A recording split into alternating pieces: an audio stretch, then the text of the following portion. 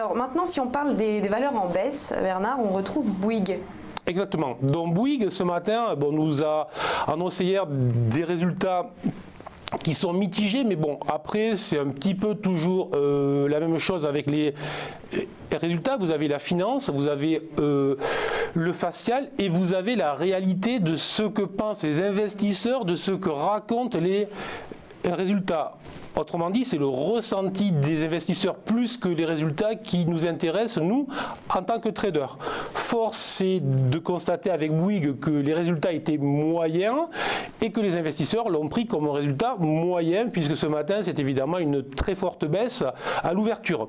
Alors, c'est en fait un petit peu l'inverse de la valeur que nous venons de voir, c'est-à-dire hier, avec Carrefour, nous avons eu un fort bull gap. Et ce matin, avec Bouygues, nous avons un fort bear gap, c'est-à-dire un gap à la baisse. Ce qu'il faut noter sur ce gap, c'est qu'il enfonce quand même les bas de l'année, donc ce n'est pas rien, dont la valeur est au plus bas. Ce qu'il faut aussi noter, c'est que la valeur était en baisse depuis le mois de janvier-février. Et qu'elle construisait depuis le mois de juin-juillet en fait une zone de latéralisation triangle et qu'elle en sort violemment par le bas.